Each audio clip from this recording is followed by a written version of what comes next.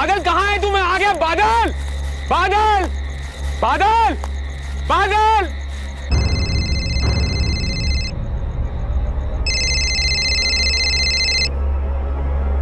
सुनिए सुनिए।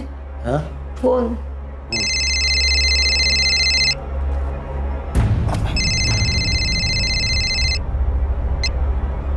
हेलो। चाचा जी, अजीत बोल रहा हूँ। हाँ अजीत बोलो, क्या बात है, इतने रात गए फोन किया? चाचा जी, मैं ये झबुआ तालाब के पास वाले जंगल में हूँ। बादल का फोन आया था, बड़ा घबराया हुआ सा लग रहा था। अजीत अजीत अजीत, ये लोग मुझे मार डालेंगे, मुझे बचा ले अजीत, लोग मुझे मार डालेंगे। बादल क्या हुआ? कहाँ है तू? झबुआ तालाब के पास वाले जंगल में। जल्दी आ जाने, लोग मुझे मार डालेंगे। मैं आ रहा हूँ बादल। और सुन, हेलो हेलो। अजीत क्या हुआ है? शिखा, बादल का फोन था, बहुत घबराया हुआ लग रहा था। मुझे जाना होगा, मैं आता हूँ अभी। अजीत पापा, पापा दरवाजा खोलिए। पापा, मैं झबुआ तालाब जा रहा हूँ। बादल का फोन आया था, किसी मुसीबत में लग रहा है।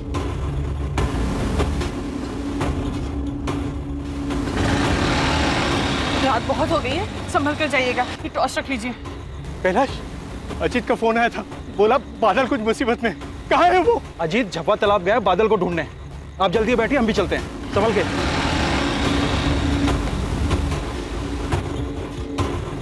बादल बादल बादल, हम लोग आ गए। बादल बादल बादल, ए बादल, बादल, हम लोग आ गए। बादल बादल, अरे बादल। ऐसे तो हम लोग ढूंढ नहीं पाएंगे बादल को। मुझे लगता है हमें पुलिस की मदद लेनी चाहिए। विनायक जी, आप चिंता मत कीजिए, हम झबुआ तालाब जा रहे हैं, आपके बेटे बादल को ढूंढ लेंगे। पापा, मैं इनके साथ जा रहा हूँ। आप एक काम कीजिए, आप घर जाइए, लता चाची इंतजार कर रही होगी। और बादल का फोन आया ना तो मुझे फोन कीजिएगा। बादल बादल बादल, कहाँ है तू? बादल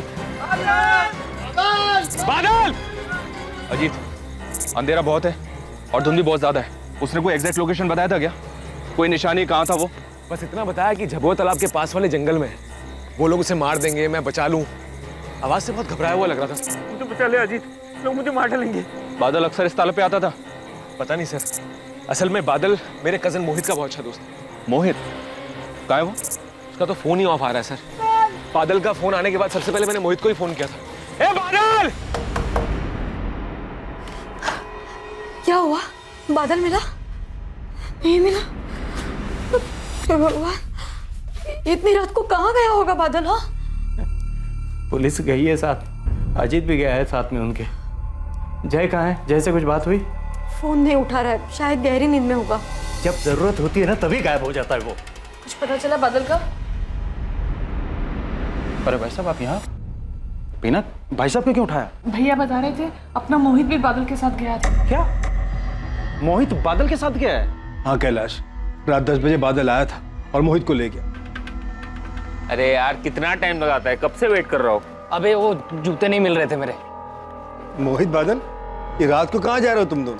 पापा बस ऐसे ही घूमने जा रहे थे, थोड़ी देर हो जाएगी, आप सो जाना।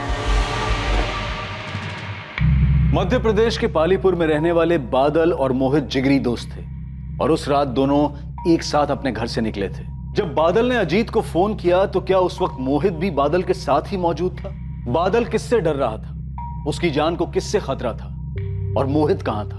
रात का अंधेरा छटते ही उनकी खबर भी सामने आने वाली थी और सामने आने वाला था एक ऐसा भयानक जुर्म जो उन तीनों के परिवार वालों के साथ साथ पूरे गांव को भी हिलाकर रख देने वाला था।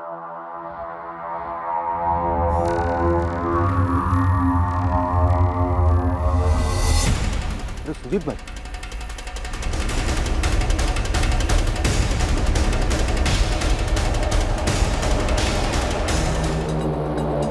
तुम आसपास का एरिया स्कैन करो, तब तक मैं गांव वालों से बात करती हूँ। मैडम, ये मोहित और बादल हैं, पालीपुर गांव के ही हैं दोनों, बहुत अच्छे दोस्त थे।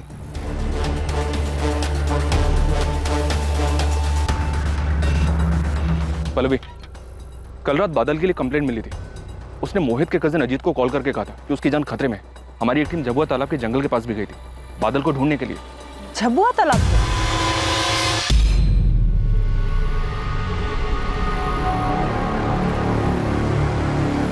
हमने देर रात तक झबुआ तालाब वाले एरिया को सर्च किया फिर कंप्लेंट करने वाले अजीत को उसके मामा बलवंत ने कॉल किया।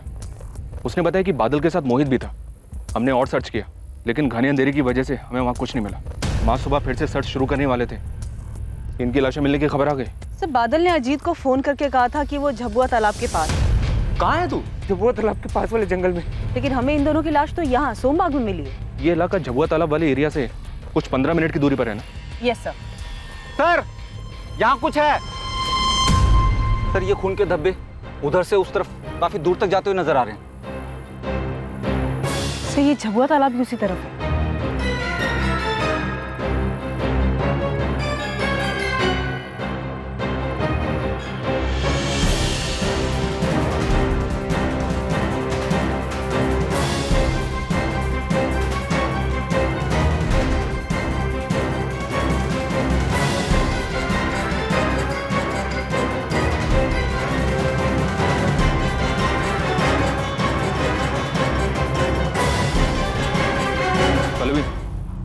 खून के निशान यहीं तक है, मतलब जो कुछ भी हुआ यहीं हुआ।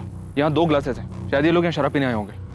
इन पर हमला हुआ होगा और शायद अपनी जान बचाने के लिए सोमबाग गांव की तरफ भागे होंगे। सर, मैंने फॉरेंसिक टीम को इन्फॉर्म कर दिया है और विक्टिम की फैमिलीज को।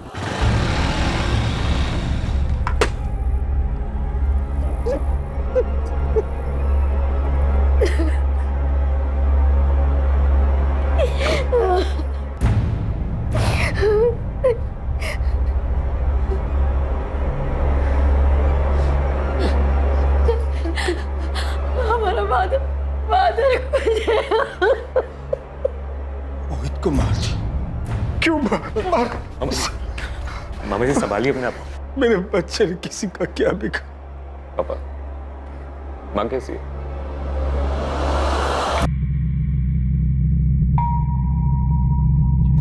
फिलहाल हम 2 एंगल मानकर चल रहे हैं, लूट या फिर दुश्मनी। मर्डर के वक्त विक्टिम्स ने शराब पी हुई थी। पता करो ये शराब उन्होंने खुद खरीदी थी या फिर किसी ने लाकर दी थी। आसपास के एरिया के हिस्ट्री शीटर्स को भी स्कैन करो। वैसे इस बात के चांसेस बहुत कम है कि ये काम लुटेरों की टोली का। शायद किसी ने सुपारी दी होगी अपनी दुश्मनी निकालने के लिए। सर, दुश्मनी किसकी? मोहित की या बादल की? यही तो पता करना है पल्लवी, कि प्लान बादल को मारने का था और बदकिस्मती से उस वक्त मोहित उसके साथ में था इसलिए मारा गया, या फिर जाल मोहित के लिए बिछाया गया था और बादल की डेथ कोलैटरल डैमेज है। सर, अगर मोहित या बादल की किसी के साथ भी दुश्मनी थी तो इसके बारे में फैमिली को डेफिनेटली पता होगा। मोहित की मौत के बाद बलवंत भाई साहब टूट चुके हैं। इनकी किस्मत में दुख ही दुख लिखा है। अभी कुछ ही महीनों पहले पता चला कि इनकी किडनी खराब हो गई है। मालती भाभी तो जब मोहित 3 साल का था तभी गुजर गई थी। तब भाई साहब इस चिंता में रहते थे कि वो अकेले मोहित की परवरिश कैसे करेंगे। मोहित, लो बेटा खा लो, थोड़ा सा खा लो। अब मेरे अच्छे बच्चे हो ना बेटा, पापा की बात नहीं मानो। लो। पापा, मम्मी कब आएगी? मोहित, देखो तो कौन आया है। और आपको एक बात बताऊं मैं, आपकी बीना बुआ आपके लिए क्या लेके आई है मालूम है? इतनी सारी चॉकलेट्स। और देखो, अजीत भैया भी आए हैं। कौन खेलेगा भैया के साथ? मैं। आप खेलोगे ना? खेलने से पहले आ करो। कैलाश, समझ में नहीं आता मोहित को कैसे संभालूंगा। मालती को गुजरे हुए 4 महीने हो गए और आज भी मोहित उसकी मां को पूछता है। तो अच्छा है कि अजीत और बीना हर हफ्ते यहाँ आ जाते हैं, तो उनके साथ मन बहल जाता है उसका, थोड़ा हंस खेल लेता है। और ऐसा कब तक चलेगा कैलाश? क्या फायदा इन सब का जब मैं अपने बेटे की हंसी तक वापस नहीं ला सकता। बलवंत भाई साहब के नमनपुरा गांव में एक बड़ी सी पुश्तैनी कोठी है। पहले वो वहीं रहते थे, लेकिन मालती भाभी के गुजर जाने के बाद उन्होंने वो कोठी अपने छोटे भाई प्रकाश को सौंप दी। बीना जब मोहित के पास थी तो उसने उसे कभी माँ की कमी महसूस नहीं होने दी। इसलिए भाई साहब ने हमारी कोठी के बगल में एक और कोठी खरीद ली। हमने कभी माना ही नहीं कि मोहित हमारे मामा का लड़का है। मैंने हमेशा उसे अपने छोटे सगे भाई की तरह माना और माँ भी उसे अपने बेटे की तरह ही प्यार करती थी। मोहित भी माँ को बुआ नहीं, माँ कह के बुलाता था।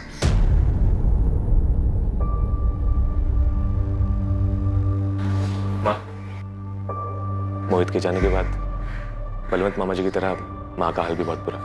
मोहित की किसी के साथ कोई दुश्मनी थी? नहीं, दुश्मनी तो नहीं थी। बलवंत जी इतने बड़े जमींदार हैं, इनकी किसी के साथ कोई दुश्मनी? ऐसी भी कैसी दुश्मनी कि कोई इतनी बेरहमी के साथ मोहित को मार डाले। मोहित और बादल झबुआ तालाब क्यों गए थे? मुझे नहीं पता साहब। मोहित और बादल दोस्त थे, दोनों अक्सर साथ में घूमने जाया करते थे। बादल की या आपकी किसी के साथ दुश्मनी? मुझ गरीब से किसी की क्या दुश्मनी होगी? बादल तो बहुत हंसमुख लड़का था, बहुत ही जिम्मेदार, सबसे बड़े प्यार से मिलता था। उसकी भी किसी से क्या दुश्मनी होगी? आपका छोटा बेटा जय है, वो कहाँ है? वो खेत पे गया है। मर्डर वाली रात को कहाँ था वो? पड़ोस के गांव में उसके दोस्त की शादी थी, कल रात को वो वहीं था।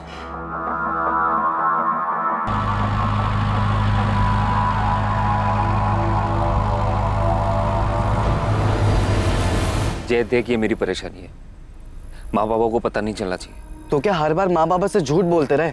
हाँ तो क्या हो जाएगा झूठ बोलने से?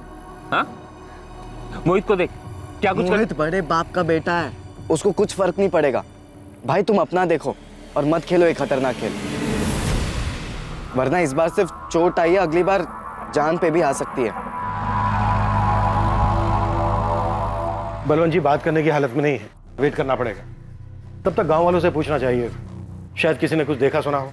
गांव वालों से बातचीत शुरू हो गई है सर। पल्लवी गांव के सरपंच से मिलने गई है।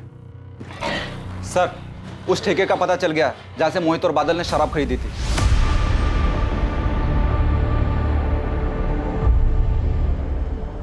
जी हाँ साहब, कल रात की बात है, करीब 10:30 बजे के आसपास मोहित और बादल दोनों आए थे ठेके पर। वो दोनों ही आए थे या कोई और भी था उनके साथ? उनके साथ भी कोई नहीं था। ये दोनों शराब लेने के लिए ठेके पर अक्सर आते थे, कभी कुछ नोटिस किया? अब साहब पता नहीं ये बात आपके कितने काम की है, लेकिन जब भी दोनों पीने के लिए आते थे पैसे हमेशा मोहित ही निकालता था, क्योंकि बादल की तो कुछ हैसियत थी नहीं उसके सामने, पर हाँ दोस्ती दोनों की पक्की थी। अजीत को जानते हो? अजीत की दोस्ती कैसी थी बादल के साथ? मैडम, असली दोस्ती अजीत और मोहित की नहीं, मोहित और बादल की थी। दोनों बड़े अच्छे दोस्त थे, पर बड़े दुख की बात है कि दोनों के साथ ऐसा हादसा हो गया। हमें भी ताज्जुब हुआ। चोरी चकारी की घटनाएं इस गांव में पहले भी कभी हुई हैं, पर इतना बड़ा कांड कभी नहीं हुआ। मोहित की किसी से दुश्मनी सरपंच जी? मोहित के पिता बलवंत जी इस गांव के नामी जमींदार हैं। सिर्फ दौलत ही नहीं, बहुत इज्जत भी कमाई है उन्होंने। ये बादल तो नामी जमींदार का बेटा नहीं था, बादल की किसी से दुश्मनी? बादल तो बहुत गरीब घर से था, और गरीब की दुश्मनी गरीबी से, पर बहुत समझदार लड़का था। सरपंच जी, बादल ने मुसीबत के वक्त ना अपने पिता को फोन किया ना भाई को फोन किया, बल्कि अपने दोस्त अजीत को फोन किया। क्यों? घर में कोई झगड़ा वगड़ा चल रहा था उसका? बादल ने सिर्फ अजीत को ही फोन क्यों किया? इस सवाल के साथ साथ कई और सवाल भी उठते हैं।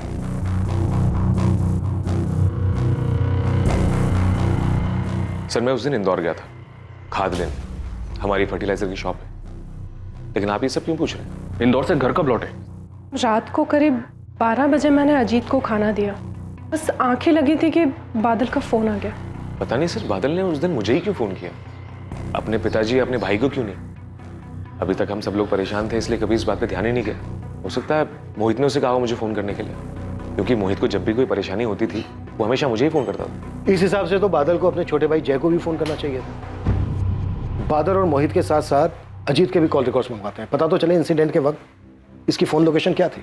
सर, हम दोनों विक्टिम्स और उनकी फैमिली से जुड़े सभी लोगों से मिल रहे हैं, पर एक शख्स ऐसा है जो अभी तक हमारे सामने नहीं आया।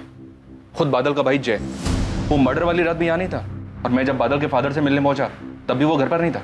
सर, कहीं हमें जानबूझ के टाल तो नहीं रहा है? सर, बादल का भाई आपसे मिलना चाहता है।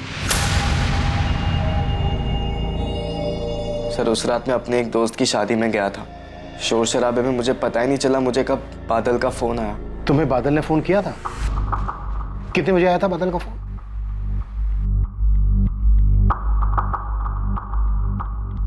पहले बादल ने तुम्हें फोन किया 12:50 पर, उसके बाद अजीत से कांटेक्ट किया।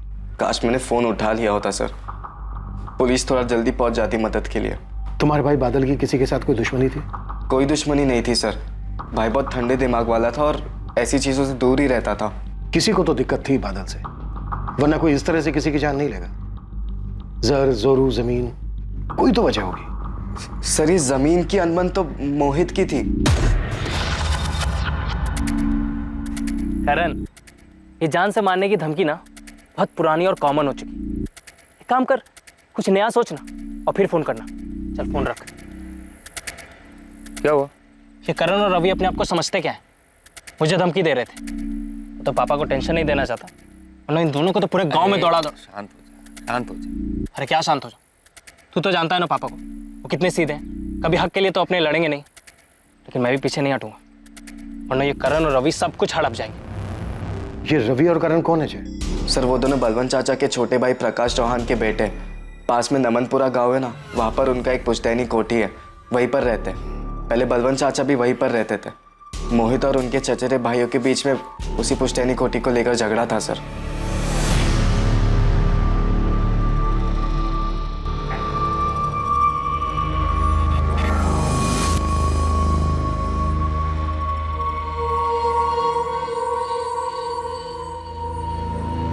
रवि, करण, पूरे दिन मोबाइल में घुसे रहते हो तुम लोग, खाने को नहीं जगाइए। अरे कम से कम कुछ काम कर लिया करो, खेतों पे ध्यान दे दो। सब कुछ नौकरों के भरोसे नहीं छोड़ सकते। वहां जाके देखो क्या हो रहा है क्या नहीं हो रहा है। आप क्यों खून चला रहे हैं इन दोनों के पीछे? चलिए जल्दी, देर हो रही है। मुझे बलवंत भाई साहब का बड़ा दुख होता है। पहले मालती भाभी, फिर मोहित, और तुम लोग भी चलो मिल के आना चाचा जी से। जी पापा। जी माँ। क्या जी पापा जी मम्मी? यार अभी तो गए थे उनके घर, फिर बार बार क्यों जाना? और वैसे भी जिसकी मौत का दुख ही ना हो उसके घर जाके भाई मुझसे ना दुखी होने की एक्टिंग नहीं हो पाए। विदिक जाना तो पड़ेगा, पर वहां जाके कुछ गड़बड़ मत करना।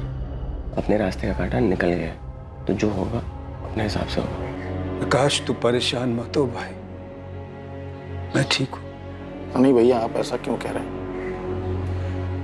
आप माने या ना माने, तो मोहित की बात सुनते ही ऐसा लगा जैसे किसी ने करण और रवि पे हमला कर दिया। आपकी बड़ी फिक्र होती है भैया, आप कुछ दिनों के लिए हमारे साथ चल के रहिए। नहीं प्रकाश, मैं वाकई यहाँ ठीक हूँ। अजीत और उसकी पत्नी मेरा अच्छे से ख्याल रख रहे हैं।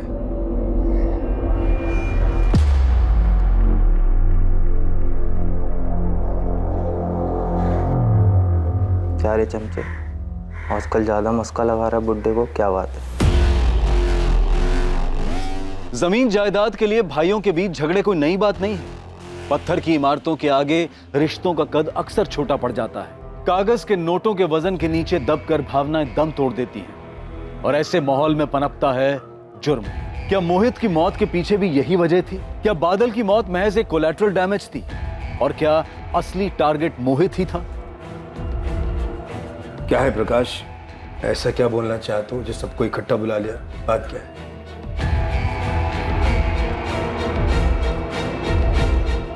जी सर, रवि और करण चाहते थे कि हमारी जो पुश्तैनी कोठी और जमीनें हैं उनका बंटवारा आधे आधे के बजाय 70 और 30 के भाग में 70% रवि और करण को मिले और 30% मोहित को। इस बात को लेकर कोई झगड़ा था परिवार में? झगड़ा कैसा सर?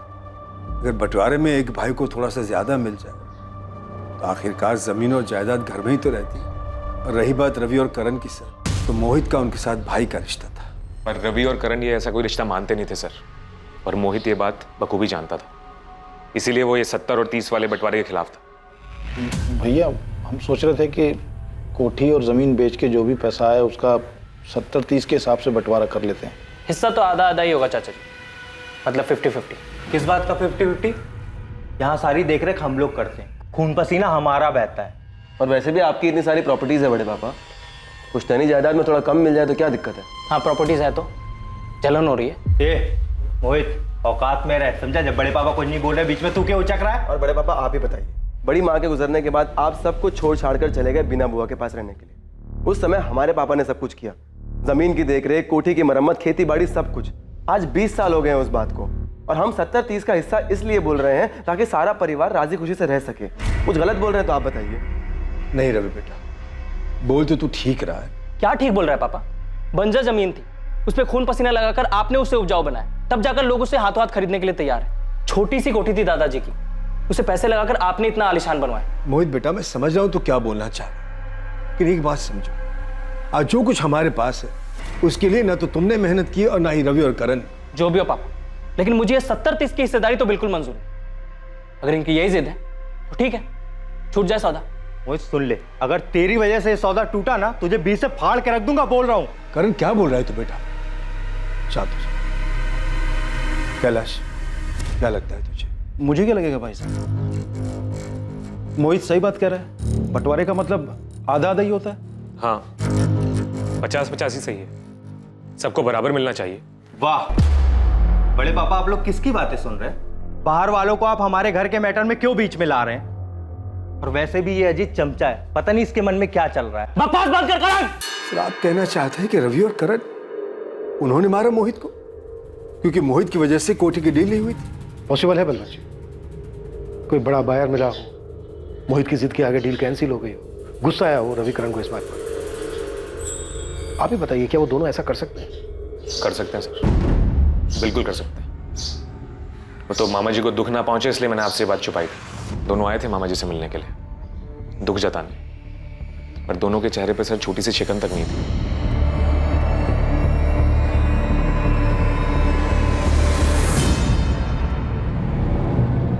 कहाँ हो आप? पुलिस रवि और करण को पकड़ कर ले गई है। उन्हें शक है मोहित को करण और रवि ने मारा है। किसने कहा ये पुलिस से? और कौन कहेगा? आपके परम पूज्य भाई ने ही बोला होगा। उनका बेटा तो नहीं रहा, उसका बदला हमारे बेटों से लेना है उनको। वो फिक्र मत कर, पुलिस को 10 मिनट में छोड़ना पड़ेगा हमारे रवि और करण को। मैं अभी वकील से बात करता हूँ।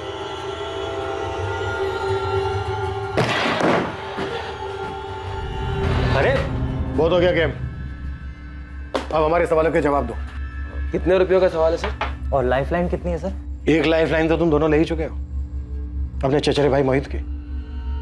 और रवि, तुमने तो मोहित को जान से मारने की धमकी भी दी थी। अरे क्यों इल्जाम लगाते हैं सर? मैंने तो उसे सिर्फ सलाह दी थी कि दूसरों के रास्ते में टांग अड़ाने से टांग टूट भी सकती है। अगर ये सलाह है तुम्हारी तो फिर धमकी कैसी होती? हे इंस्पेक्टर, हम तुम्हारी वर्दी उतरवा देंगे।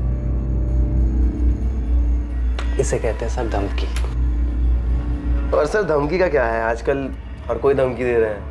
तुम दोनों को देखकर ये लग नहीं रहा है कि तुम दोनों को अपने चचेरे भाई मोहित की मौत का जरा भी दुख है। सही जवाब। नहीं है बिल्कुल भी दुख, लेकिन इसका मतलब ये नहीं है कि मोहित को हमने मारा। हर कातिल शुरू में ऐसा ही बोलता है, लेकिन जब हम सबूत रखते हैं ना सामने तो उसकी बोलती बंद हो जाती है। दिखाइए सर सबूत। आपने हमारे फोन रिकॉर्ड चेक किए? फोन लोकेशन पे कुछ मिला आपको? कोई संदिग्ध नंबर या कुछ? पूरी तैयारी करके आए हो? अच्छी खासी जानकारी है पुलिस इन्वेस्टिगेशन के बारे में? क्या है ना सर, हम क्राइम पेट्रोल बहुत देखते हैं। कॉमेडी भी अच्छी कर लेते हैं। कोई जरूरत नहीं इनके सवालों का जवाब देने की। और इंस्पेक्टर साहब, आपके पास अरेस्ट वारंट है इनका? हमने इन्हें अरेस्ट नहीं किया है वकील साहब, सिर्फ अपने कुछ सवालों के जवाब मांग रहे हैं। बहुत हो गए सवाल जवाब आज के लिए, और अगली बार सवाल जवाब इनके घर पे हो, वो भी सबकी मौजूदगी। रवि करण, चलो। 1 मिनट करण, तुम अपना मोबाइल फोन भूलिए। जुर्म की भी यही फितरत होती है बेटा, मुजरिम चाहे कितना भी शातिर हो, कोई ना कोई चूक कर ही जाता है। मेरी बात याद रखना। Thank you sir.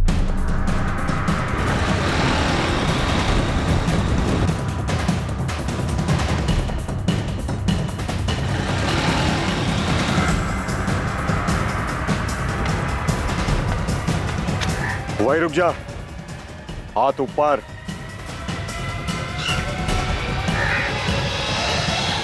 Rana ji, कोई गन नहीं है मेरे पास। पुलिस का चमचा है तू, तेरे पे भरोसा नहीं। हो गई चेकिंग? अब बोलो खबर क्या है? वो 2 लड़के मरे हैं ना, पालीपुर वाला केस, मोहित और बादल, उसमें से एक की सुपारी मेरे हाथ आई थी। किसकी? मोहित की? जो बड़े बाप की औलाद है वो, उसी की मिली होगी।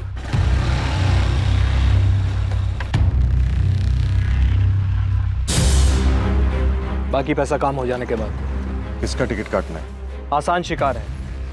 हर महीने की 15 तारीख को अपने घर और खेत का सामान लेने जबलपुर जाता है। इस बार भी जाएगा, लेकिन वापस नहीं आना चाहिए। याद रहे, 15 तारीख। 15 तारीख? लेकिन मोहित और बादल तो उससे पहले ही 11 तारीख को। मेरी तरफ से सारी तैयारी हो चुकी थी, देसी कट्टा भी मंगवा लिया था और मारने की जगह भी देख ली थी, लेकिन 15 तारीख से पहले किसी कमीने ने मेरी मुंह की सुपारी खुद ही खा ली। अभी पता नहीं चला है, शायद उसी आदमी ने डबल सुपारी दे दी हो। किसने दी थी ये सुपारी? नाम क्या है उसका? उमेश ठाकुर। उमेश ठाकुर? ये तो नाम भी नहीं पता मुझे नहीं मालूम कौन है ये। सर, उमेश ठाकुर प्रीति ठाकुर का भाई है। बादल और प्रीति एक दूसरे से प्यार करते थे। वो दोनों स्कूल टाइम से साथ में थे, लेकिन मुझे पिछले साल ही पता चला।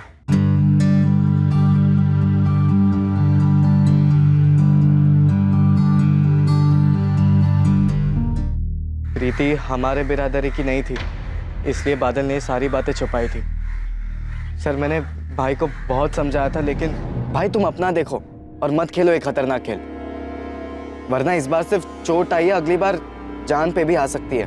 देख जय, मैं समझता हूँ कि तुझे मेरी फिक्र है, लेकिन माँ बाबा को ये बात मत बता, खामखा परेशान होंगे। और प्रीति और मैं, हम दोनों एक दूसरे को स्कूल टाइम से जानते हैं, तब से एक दूसरे से प्यार करते हैं। खून उनका भी लाल है और हमारा भी। लेकिन खून सिर्फ हमारा बहेगा भाई, वो भी उनके हाथ में, और ऐसा ही हुआ।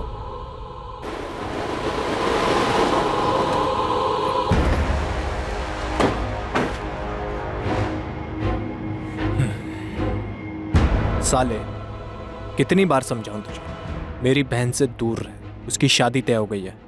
समझ में नहीं आता तुझे? उपेश भैया, हम दोनों एक दूसरे से बहुत प्यार करते हैं। मैं तुझे प्यार से समझाने नहीं आया, इस बार समझ ले, वरना समझने के लिए जिंदा नहीं बचेगा।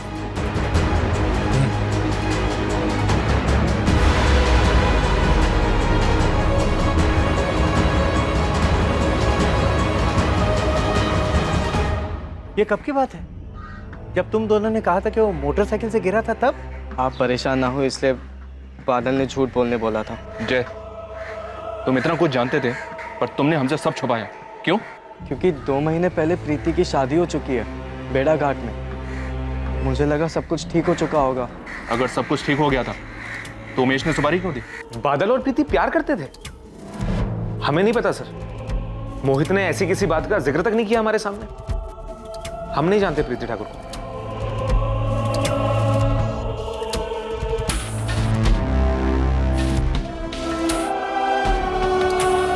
माँ कहाँ थी आप? कब से ढूंढ रहा हूँ, नींद ही नहीं आ रही मुझे, आप सुला दो। इतना बड़ा हो गया है, लेकिन अभी भी मेरी गोद में सोने की तेरी आदत गई नहीं। कैसे चली जाए आदत? आप माँ हो मेरी, आपकी गोद में सोने में अच्छा लगता है।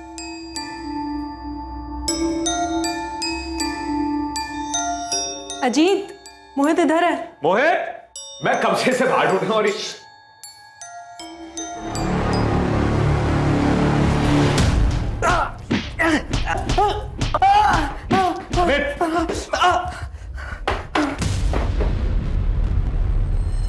चलो जा शुरू। हाँ, मैं मिला था राणा से और बादल की सुपारी भी दी थी। तेरी बहन की तो बेड़ा घाट के किसी दीपक राजपूत से शादी हो चुकी थी, फिर क्यों दी थी बादल की सुपारी? क्योंकि वो कमीना शादी के बाद भी मेरी बहन के पीछे पड़ा था और मेरी बेशरम बहन भी उससे मिलने जाती थी। ये तो अच्छा हुआ कि उसके पति से पहले मुझे पता चल गया।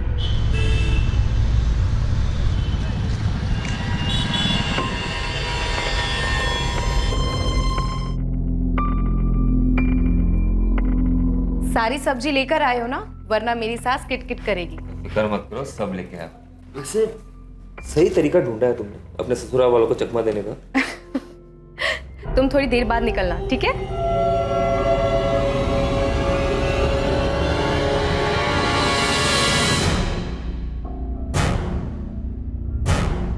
भैया मैं... शर्म नहीं आती तुझे?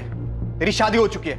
उमेश भैया, प्रीति को मत मारो। अब तू चुप कर साले, तुझे तो मैं जिंदा नहीं छोड़ूंगा।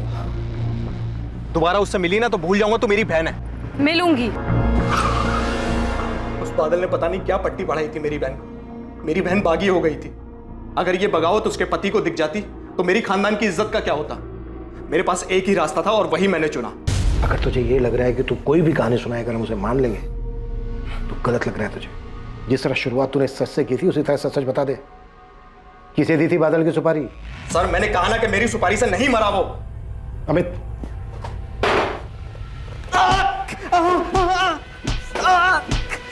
खबरी लालचंद को बोला है सर सारे सुपारी गैंग्स में पता करने के लिए, और उमेश के कॉल रिकॉर्ड्स भी मंगवाए हैं। सर, ये उमेश काफी मोटी चमड़ी है, इतना थोड़ा फिर भी मुंह नहीं खोल रहा है। उसकी बहन प्रीति से बात करनी चाहिए, शायद उसे कुछ पता हो। जादव, बादल की बाइक का कुछ पता चला? इन्फॉर्मेशन तो हर जगह पहुंचा दिया सर, और चोरी का सामान डील करने वालों के यहाँ भी देखा, पर इस बाइक के बारे में किसी को कुछ पता नहीं है। ठीक है, लेकिन पता करते रहो। प्रकाश, ऐसे केसेस में पुलिस सब पर शक करती है, सबसे सवाल जवाब करती है, लेकिन मैंने सारी पूछताछ में कभी रवि और करण का नाम तक नहीं। जब अजीत ने उन दोनों का नाम लिया तो आपने एक बार भी नहीं कहा कि वो दोनों ऐसा नहीं कर सकते। और पुलिस ने तो धमकी दी है मेरे बच्चों को कि वो लोग ये गांव छोड़ के कहीं नहीं जा सकते। दुर्गा, रवि और करण मेरे बेटे जैसे हैं, मैं उन्हें कुछ नहीं होने दूंगा। बेटे जैसे होते तो आप मान लेते उनकी बात और कोटी का हिस्सा देने से मना नहीं करते। काश, ये दुर्गा क्या बोल रही है? देखो, कभी कभी हम बच्चों की जिद के आगे मजबूर हो जाते। सही कहा आपने, औलाद से बढ़कर कुछ नहीं होता। और इस केस में अगर मेरे बेटों को कुछ हुआ ना तो मैं भी बर्दाश्त नहीं करूंगा भैया।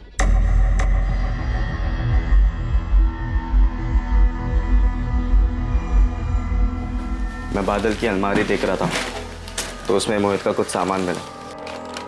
पुलिस मुझसे प्रीति ठाकुर के बारे में पूछ रही थी, पर मोहित ने कभी बताया नहीं उसके बारे में।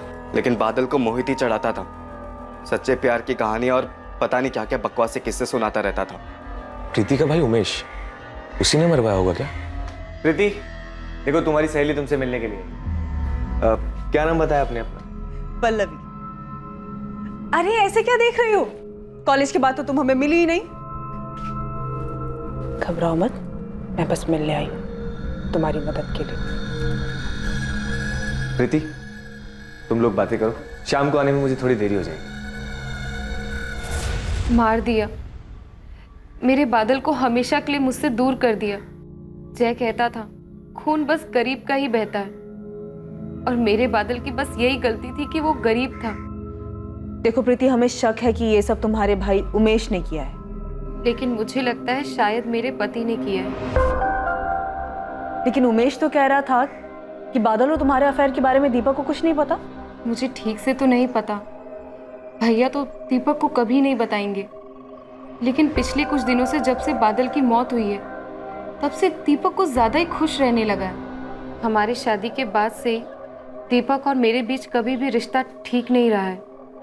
वो हमेशा जोर जबरदस्ती करता था, लेकिन आजकल तो वो बहुत प्यार से पेश आता है। और अभी कुछ दिन पहले उसने एक अजीब सी बात कही। क्या बात है मैडम, आजकल सब्जी लेने नहीं जा रही? सब्जी वाला जिंदा तो है ना? मतलब तुम ये कह रही हो कि तुम्हारे और बादल के अफेयर के बारे में दीपक को भनक लग गई थी? मुझे पक्का तो नहीं पता। ठीक है, वो हम पता कर लेंगे। नहीं, आप ऐसा मत कीजिएगा। अगर मेरा अंदाजा गलत हुआ और दीपक को इस बारे में कुछ भी नहीं पता है तो अब पता चल जाएगा और वो मुझे जान से मार देगा। तुम चिंता मत करो, ऐसा कुछ नहीं होगा। हम उसे नहीं पता लगने देंगे। दीपक राजपूत के कॉल रिकॉर्ड्स निकलो और चेक करो कि वो किसी सुपारी किलर के कांटेक्ट में था क्या। साथ ही उमेश के बारे में भी पता करते रहो कि वो राणा के अलावा और किसी से भी मिला था। तो सर, इसका मतलब मोहित सिर्फ इसलिए मारा गया क्योंकि मर्डर के वक्त वो बादल के साथ था। सब सही जा रहा है, तुमसे ही मिलने आ रहा हूं।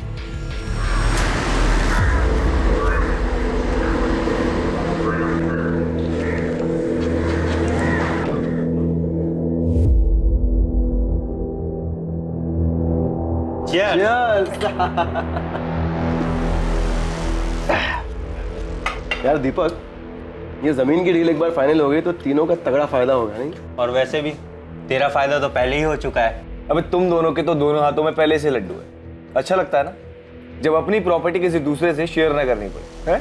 बात तो सही कह रहा है। क्या दीपक की करण और रवि से दोस्ती है? हाँ साहब, अब पता चला है त्रिमूर्ति साथ मिलकर जमीन की कोई डील कर रहे हैं। डील तो हुई है इनके बीच, लेकिन किस चीज की ये खुद के निकालना पड़ेगा। शुरुआत से ही पुलिस इस असमंजस में थी कि मोहित और बादल में से असली टारगेट कौन था और कौन दूसरे के साथ मौजूद रहने की वजह से मारा गया था। लेकिन अब पुलिस के पास संदिग्धों के अलग अलग विकल्प मौजूद थे। किसी की बादल से दुश्मनी थी तो किसी की मोहित से, और अब यह संभावना भी नजर आ रही थी कि शायद दोनों के दुश्मनों ने मिलकर ही इस हत्याकांड को अंजाम दिया था। सर, मुझे एक बात याद आ रही, थोड़ी पुरानी है, कोई 7-8 महीने पहले की। किससे जुड़ी हुई है, मोहित या बादल? दोनों से ही। अरे यार, कोई बात नहीं, मेरे में से ले ले। अरे नहीं, तू खाना, मैं यही पास में तो है, लेके आता हूँ। ठीक है? अबे हाँ, जलेबी खाएगा? हाँ, ले ले। भाई लोगों को गरम गरम खिलाने का, समझा? गलती हो गई। देख के नहीं चल सकता, साला नया शर्ट खराब कर दिया। तमीज से बात करो ना भाई साहब, बोल तो रहा हूं गलती हो गई। अबे एक तो शर्ट खराब किया, ऊपर से मेरे मुंह लग रहा है। तू जानता नहीं तू मेरे को, हैं? जानता नहीं तू मेरे को, नया क्या तू? समझ में नहीं आता। उस दिन जिस आदमी का हाथ जला वो पास के नमनपुरा गांव का नटवर मौर्य है। 1 नंबर का गुंडा है सर। उस दिन उसका हाथ गलती से जला और उसके बाद जो उसने जानबूझकर किया वो बहुत ही गलत किया।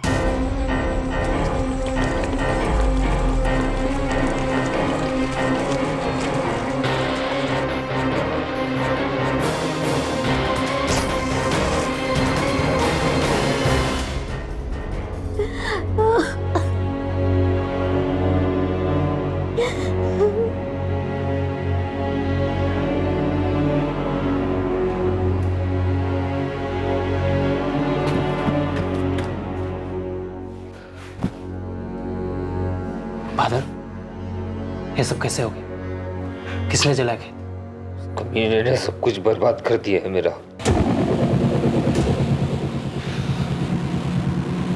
उसे मैं नहीं छोड़ूंगा। सब जानते थे ये काम नटवर मौर्य का किया हुआ है। उस दिन तो मोहित और बादल आपे से बाहर ही हो गए।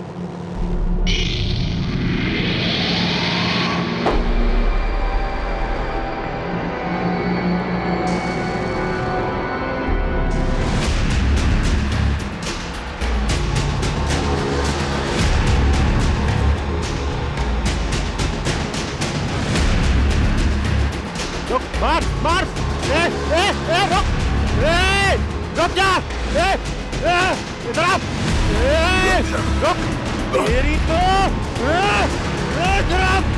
बादल का बदला तो पूरा हुआ सर, पर उसके बाद दोनों गांवों के बीच बहुत तनाव बढ़ गया। दोनों तरफ मारकाट की बातें होने लगी। फिर मैंने और नमनपुरा के सरपंच ने मिलकर सबको शांत किया। हम किसान हैं साहब, फसल जल गई थी हमारी, कैसे भूल सकते उस दिन को। अगर इतनी बड़ी बात थी तो हमसे छुपाई क्यों? गलती होगी सर, सब शांत हो गया था तो हमें भी ध्यान नहीं रहा कि नेटवर्क अब भी उस झगड़े का बदला ले सकता है। बदला वक्त के साथ और बढ़ता है अजीब। उसकी टांग टूटी, ऊपर से गुंडा वो कैसे सोच लिया कि वो बाद में बदला नहीं लेगा। रवि और करण की मोहित से दुश्मनी थी, उमेश और दीपक की बादल से। तू चुप कर साले, तुझे तो मैं। फिर पता चला रवि, करण और दीपक दोस्त हैं। और अब ये नटवर मौर्य वाला एंगल सामने आया। इसकी तो अकेले की दुश्मनी थी इन दोनों मोहित और बादल से, ऊपर से क्रिमिनल भी है। मारपीट के केसेस दर्ज हैं इसके नाम पे। भाई भाई लोगों को गरम गरम खिलाने का, समझा? खिला बे। ये एक ऐसा चक्रव्यूह है, इसमें जितना अंदर जा रहे हैं उतना ही फंसते जा रहे हैं। ये नटवर और उमेश दोनों ही नमनपुरा गांव के। उमेश तो जानता ही होगा इसको। चांसेस हैं कि उमेश ने ही नटवर को सुपारी दी होगी। नटवर की तो पहले से दुश्मनी थी मोहित और बादल से। मैं नहीं जानता कि ये नटवर का काम है या नहीं, मैं सिर्फ इतना जानता हूं कि मैंने कुछ नहीं किया।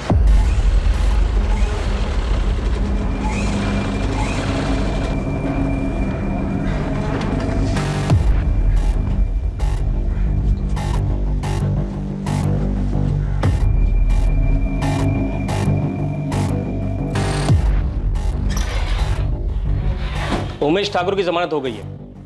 ये रहे पेपर्स। ये उमेश के वकील आप कब से हो गए तोमर साहब? कानूनी दांव पेच लगाकर ऐसे मुसीबतों को क्यों बचा रहे हैं? सिर्फ पैसों के लिए? आप अपनी ड्यूटी कीजिए, मैं अपनी कर रहा हूँ। मेरे क्लाइंट रवि और करण चौहान के करीबी दोस्त हैं दीपक राजपूत, और उमेश दीपक राजपूत का साला है। रवि, करण और दीपक उमेश की बेल करवाना चाहते हैं, और उन्हीं के कहने पे मैंने ये काम लिया। छोड़ दो उमेश को।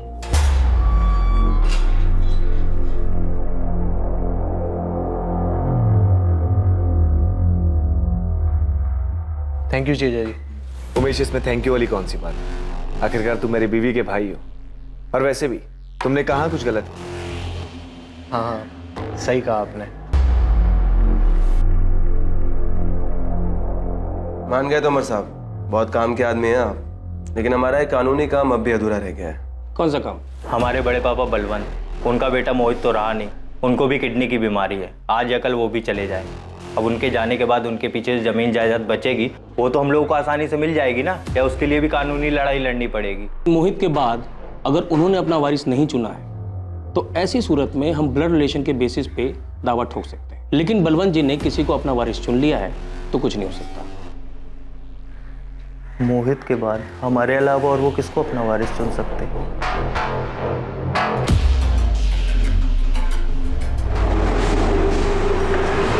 साहब, काम की खबर लाया।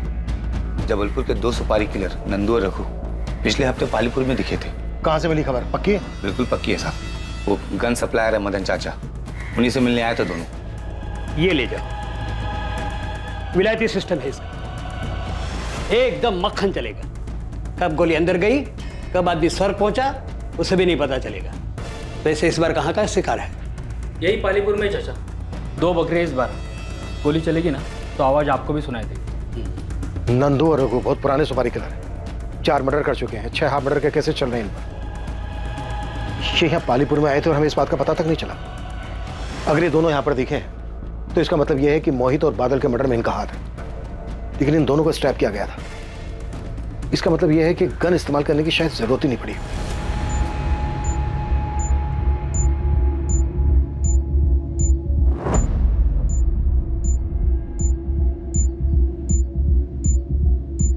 हमारे पास 3 संदिग्ध हैं जिन्होंने रघु और नंदू को हायर किया होगा मोहित और बादल के मर्डर के लिए। एक रवि और करण।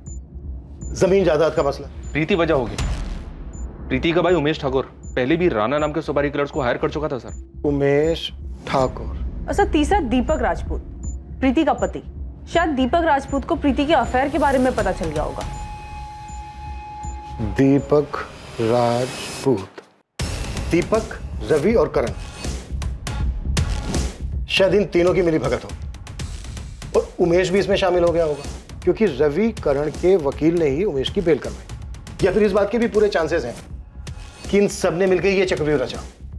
नेटवर्क के बैकग्राउंड को देखकर भी ताज्जुब नहीं होगा सर अगर उसने किसी सुपारी किलर से कांटेक्ट किया हो। इन सब के पास अपनी अलग अलग वजह थी, पर इनमें से कौन?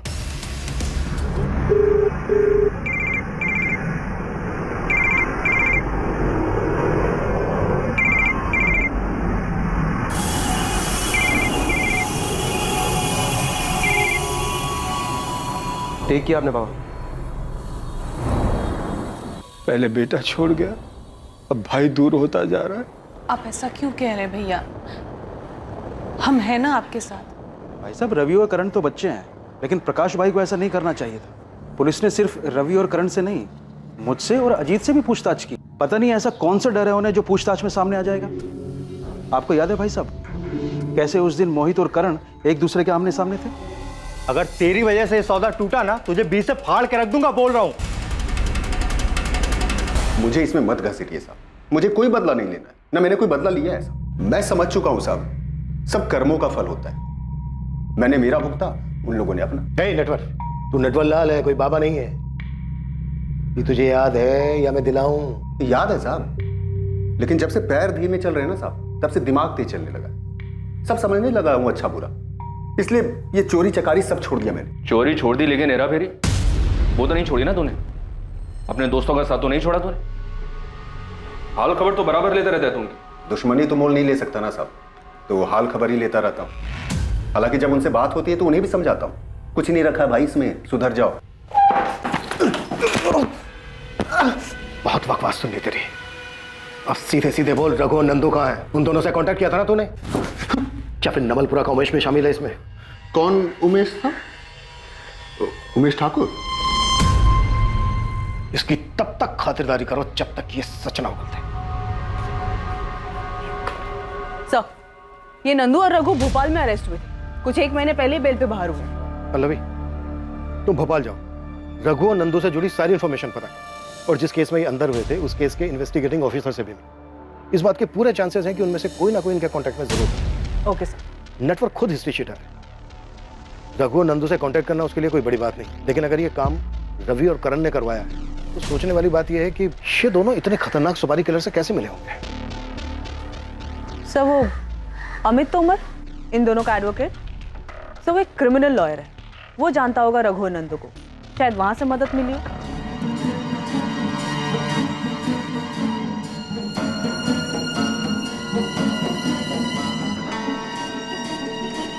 मामा जी, चाय। मामा जी, आप अभी तक उठे नहीं।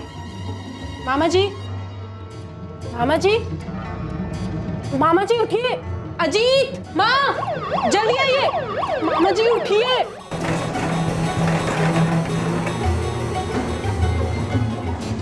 ये अचानक भैया को क्या हो गया? कहाँ लेके गए उनको? माँ जी, आप घबराइए मत, मामा जी जल्दी ठीक हो जाएंगे।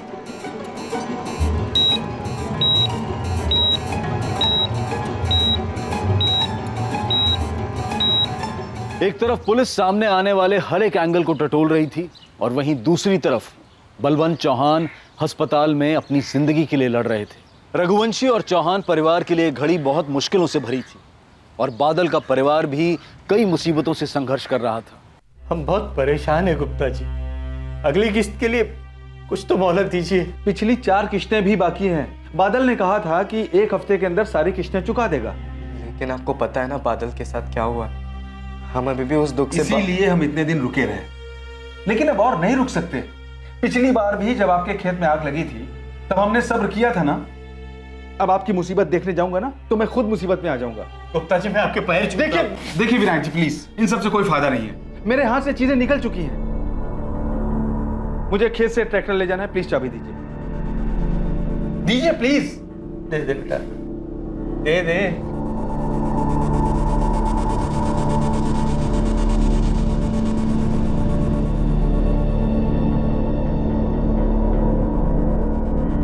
नंदू, रघु और यहाँ के पंजा गैंग के बीच काफी वक्त से गैंग वार चल रहा है। आए दिन दोनों गैंग के लोग एक दूसरे को निशाना बनाते हैं, पर एक तरह से देखा जाए तो हमारे लिए अच्छा है। कचरा खुद ब खुद साफ हो रहा है। लेकिन इस बार ये हमारे लिए गुड न्यूज नहीं है। हमारे डबल मर्डर केस में रघु और नंदू किलर है और उन दोनों के स्टेटमेंट्स हमें मास्टरमाइंड तक पहुंचा सकते हैं। मैंने अपने इन्फॉर्मर्स को अलर्ट कर दिया। कुछ होने से पहले ही हमें दोनों की इन्फॉर्मेशन निकालनी हो और उन्हें जिंदा ही पकड़ना हो। आपने किसी अमित तोमर का नाम सुना है? एडवोकेट है। रघु और नंदू के केस में कभी आए हो यहाँ पे मिलने? आप फिल्में बहुत देखते हैं क्या इंस्पेक्टर साहब? कहानी तो पूरी फिल्म बना ली आपने, लेकिन मुझे फिल्मों का शौक नहीं है। मैं कानून के दायरे में रहकर अपने क्लाइंट्स को सलाह देता हूँ और उन्हें प्रोटेक्ट करता हूँ। उन्हें क्रिमिनल्स के नाम और नंबर नहीं देता। अपने काम को लेकर ऑनेस्ट हूँ। और रहा सवाल करण और रवि का, तो अगर मुझे लगता ये दोनों अपराधी हैं या इन दोनों ने किसी भी अपराध के बारे में मुझसे बात की होती तो मैं इनका केस लेता तक नहीं। आपका शक गलत है, मुझ पर भी और मेरे क्लाइंट्स करण और रवि पर भी। कमाल है तोमर साहब, आपने एक वकील होकर फैसला सुना दिया, बेगुनाह साबित कर दिया दोनों को। थोड़ा इंतजार तो कीजिए, अभी हमारी इन्वेस्टिगेशन चल रही है, कंप्लीट नहीं हुई है। अभी तो बहुत सारे चेहरों से नकाब उतरना बाकी है।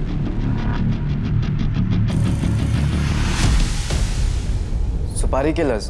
हाँ, नंदू और रघु ये दोनों मध्य प्रदेश के कुख्यात किलर्स हैं। बादल और मोहित को मारने के लिए इन दोनों को हायर किया गया था। 10 से 12 सितंबर के बीच ये दोनों यहीं पालीपुर की एक लॉज में रुके थे। पर सर मेरा भाई बहुत ही सीधा लड़का था, उसने किसी का क्या बिगाड़ा था जो कोई इतने खतरनाक लोगों को उसे मारने के लिए भेजेगा? बस करो अजीत, मोहित कोई बच्चा नहीं था और उसी ने बादल को बिगाड़ा था। और सिर्फ बादल ऐसा था ही नहीं कि वो किसी शादीशुदा लड़की को लॉज में मिलने बुलाए। मोहित ही उसको बहकाते रहता था, प्यार के किस्से सुना कर उसका दिमाग खराब करता रहता था ताकि वो प्रीति से मिलता रहे। और अब पता चल रहा है कि मोहित की किसी से दुश्मनी थी जिसकी वजह से मेरा भाई मारा गया। जैब तू चुप हो जा, मेरा मुंह मत खुलवा। तेरा भाई भी कोई दूध का धुला नहीं था। नेटवर्क की टांग किसने तोड़ी थी?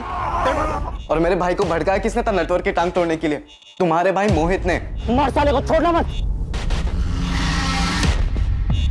ओ साहब, कब तक यूं ही बैठा के रखोगे? बोला ना कुछ नहीं किया साहब। साहब मेरी बात सुनो, मैंने कब का ये बुरे काम छोड़ दिए? चुप करना, जाके बैठ जाओ पे। ओ साहब, बड़े साहब से बात करो ना। बोलो ना, चुपचाप बैठ। ओ साहब, साहब मेरी बात तो सुनो। बैठ जाओ पे। ओ साहब। बलवंत भैया ने अपना बेटा खोया है, कैसे भूल रहे हैं आप कि मोहित अब वापस नहीं आएगा? मुझे भी दुख है इस बात का, लेकिन इसका ये मतलब नहीं कि अपने बेटों की कुर्बानी दे दूं मैं। उनकी तरफदारी करने से पहले तुझे सोचना चाहिए। कुछ तो लिहाज कीजिए उनकी तबीयत का। बलवंत भैया अस्पताल में है, बेटा तो खो ही चुके हैं और अब भाई भी उनका साथ नहीं दे रहा, तो उनकी सांसें भी उनका साथ छोड़ रही हैं।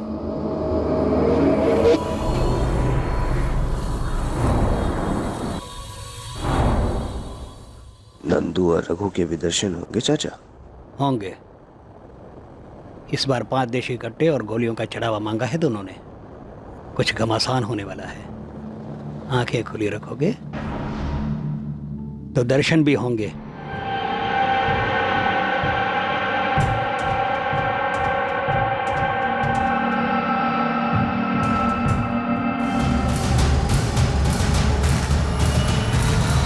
रवि, करण, उमेश और दीपक सब पर वॉच रखे हुए हैं सर। और सर हमने इन चारों के कॉल रिकॉर्ड्स भी बारीकी से स्कैन किए, लेकिन हमें कोई भी ऐसा सस्पिशियस नंबर नहीं मिला जो कि रघु, नंदू या फिर हमारे डेटा में मौजूद किसी सुपारी किलर का हो।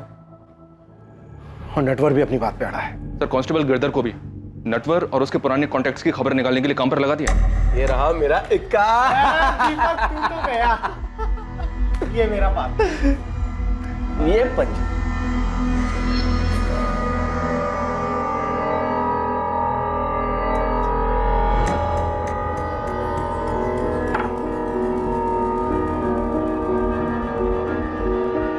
ये लीजिए मैडम आपकी चाय।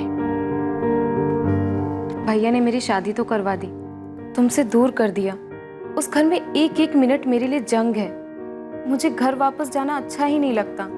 वहां रहकर भी बस हमारे बिताए हुए वक्त के बारे में सोचती रहती हूँ। बादल, मुझे अपने साथ ले चलो, मुझे वहां नहीं जाना है। दूर तो मैं भी नहीं रहना चाहता तुमसे, तुम फिक्र मत करो, मैं कुछ करता हूँ। इस बार हमें कोई अलग नहीं कर पाएगा, तुम्हारा भाई भी नहीं। तुम लोग चाय पियो, 1 मिनट में आता हूं। अपने पत्ते देख।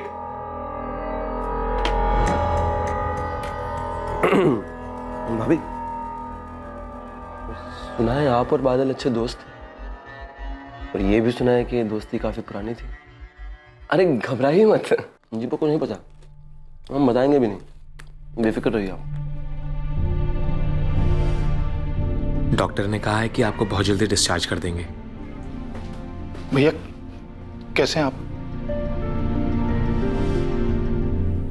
भैया मुझे माफ कर दीजिए भैया, वो कोठी जायदाद मुझे कुछ नहीं चाहिए, बस आप जल्दी से अच्छे हो जाइए और घर आ जाइए। मामा जी, आपको भले ही नहीं चाहिए, पर रवि और करण, उनका क्या?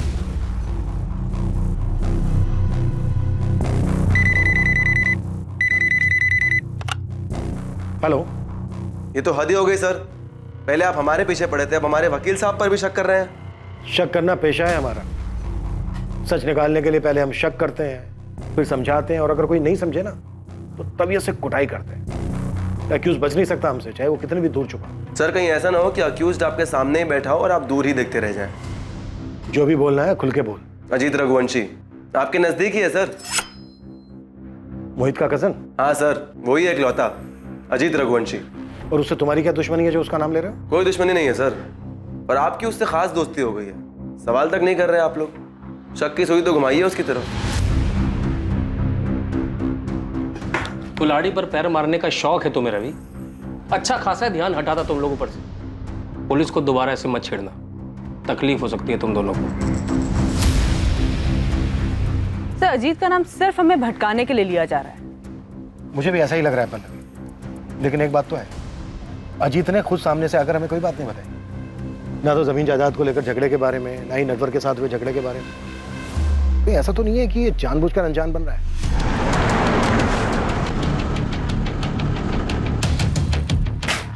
नंदू उठ, खबर मिली ससुराल वाले आ रहे हैं, चल जल्दी चल।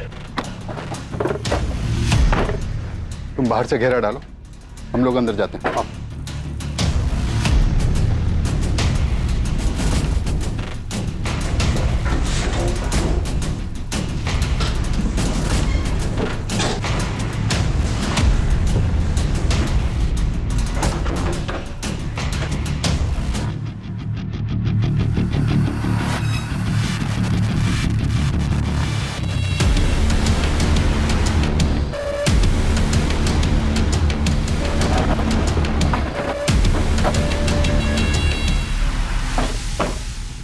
मैं बलवंत जी से मिलता हूँ, तुम आसपास पूछताछ करो।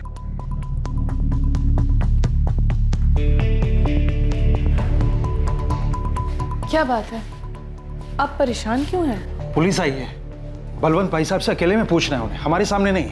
पर ऐसी कौन सी बात है जो वो हमारे सामने नहीं कर सकते?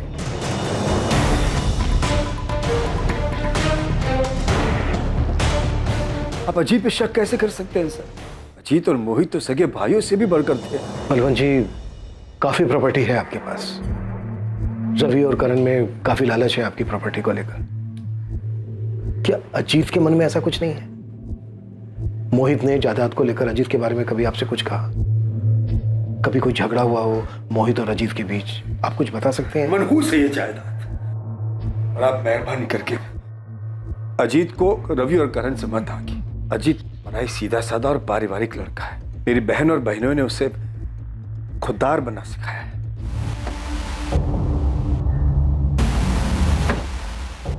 कुछ मिला? तो ये अजीत इंसान है या फरिश्ता? लोग भगवान में भी बुराई ढूंढ लेते हैं, लेकिन इस अजीत की कोई बुराई नहीं कर रहा है। लेकिन फिर भी मैंने गिरधर को बोला है अजीत की दुकान के आसपास बात करने के लिए।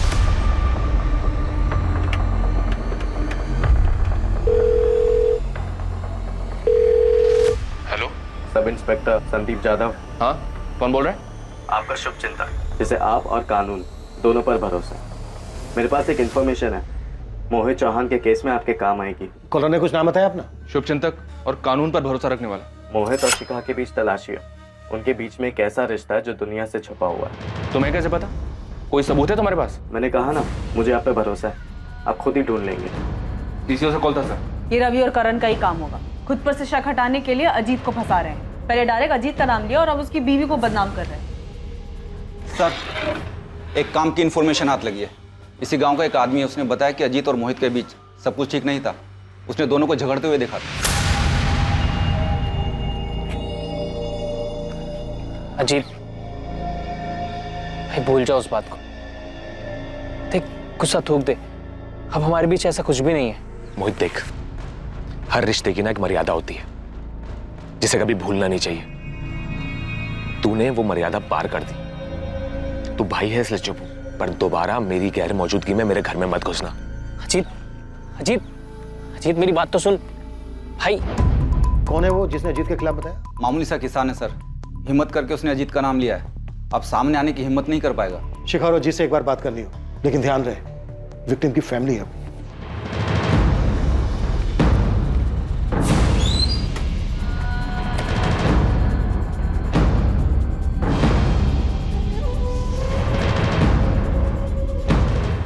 सर, आप लोग शिखा को ऐसे कैसे उठा के ले आए? सच जानने, और वो हम जान चुके हैं जो अब तक तुमने हमसे छुपाया।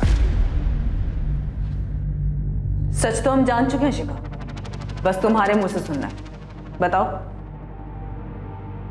माँ माँ माँ माँ किधर है? पिताजी के साथ मंदिर गई है। और अजीत, वो तो दुकान पर होगा ना? मतलब घर पर कोई नहीं है? नहीं, मैं अकेली। बाल काफी लंबे हैं तुम्हारे। जब भी छत पर बाल सुखाती हो, कसम से मेरी नजर ही नहीं हटती तुम पर से। मोहित, भोली मत बनो। देखा है मैंने, हमेशा मेरे वर्जिश के वक्त ही तुम बाल सुखाने आती। छुप छुप कर देखती हो मुझे। मुझे अच्छे से पता है तुम्हें क्या चाहिए। और अगर मेरा छूना तुम्हें इतना ही बुरा लग रहा है तो ठीक है, तुम जा सकते हो।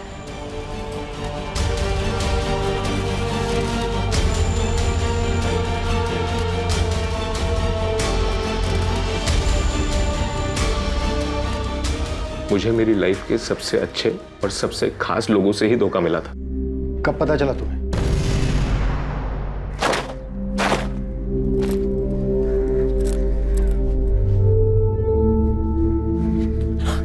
अरे मोहित, क्या कर रहे हो?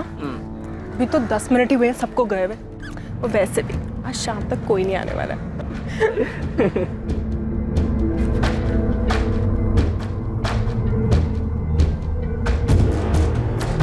नहीं मैम, आप गलत कह रही हैं। अजीत कभी मोहित का मर्डर नहीं करवा सकते। उस दिन भी गलती हमारी थी, लेकिन उन्होंने खुद को सजा दी। चुप रहे, और आज तक उस बारे में कोई बात नहीं निकाली। क्या कहता मैं? गुस्सा निकालता भी तो किस पे? आखिरकार दोनों थे तो मेरे अपने ही ना। और फिर शिखा और मोहित दोनों की आंखों में शर्मिंदगी थी, पछतावा था। तो मैंने मोहित और शिखा दोनों को उनके पछतावे के साथ छोड़ दिया और मोहित से कहा कि मेरी गैर हाजिरी में मेरे घर में ना आया करे। अजीत, बहुत ज्यादा शर्मिंदा हूँ। माफी मांगने में भी शर्म आ रही है। पता नहीं कैसे बहक गई थी। मुझे माफ कर दो।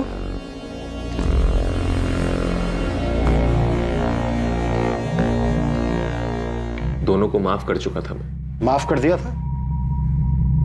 क्या फिर किस्सा जड़ से खत्म करने का मौका देख रहे थे?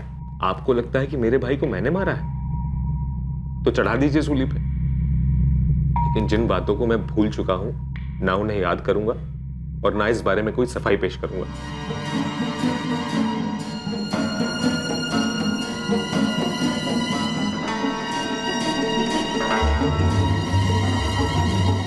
बात मुझ तक थी इसलिए अब तक दबाए रखा, लेकिन अब पुलिस जान गई है तो आप लोगों को किसी और से पता चले इससे बेहतर है कि मैं ही।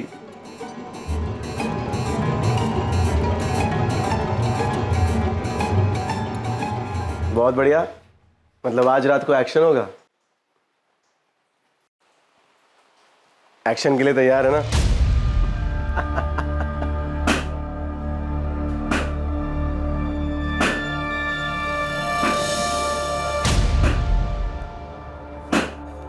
सारी बंदूकें तो जब्त हो गई, अब कैसे लड़ेंगे पंजा गैंग से? पक्का किसी ने खबर दी थी कि हम लोग गायत्री लॉज में हैं। खैर तू चिंता मत कर, कल बाबू के लोग आ रहे हैं इंदौर से सामान लेकर। उसके बाद पंजा गैंग के एक एक आदमी को दौड़ा दौड़ा कर मारेंगे।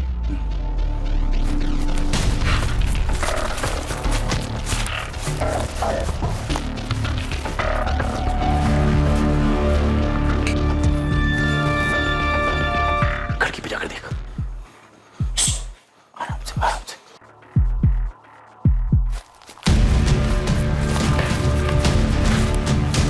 लगता है हमें चारों ओर से घेर लिया।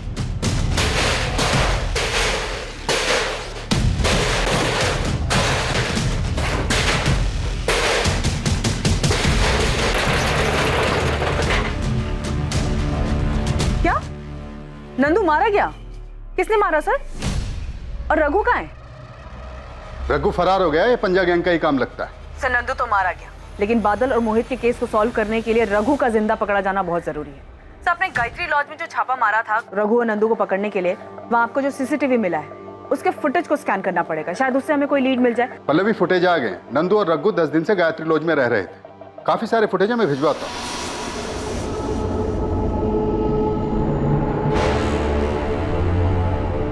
अब हमारे पास ये सिर्फ रघु ही आखिरी उम्मीद है। इससे पहले कि रघु को कुछ हो, हमें किसी भी हालत में उस तक पहुंचना। केस के खुलासे के लिए रघु का जिंदा हाथ लगना पुलिस के लिए बहुत जरूरी हो गया। सुराग की तलाश में पुलिस ने लॉज से मिले सीसीटीवी फुटेज को खंगालना शुरू कर दिया था और साथ ही उस अज्ञात कॉलर की खोजबीन भी जारी थी जिसने मोहित और शिखा के अफेयर के बारे में बताया था।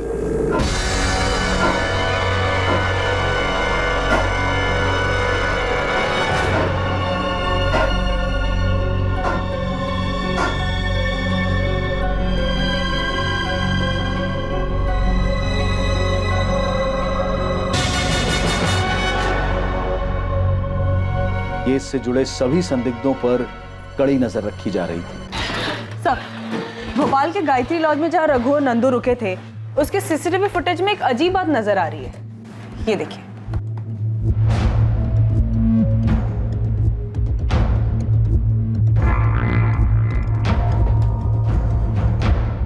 ये तो बादल है, ये अपने किलर से मिल रहा है। शायद बादल ने सुपारी दी।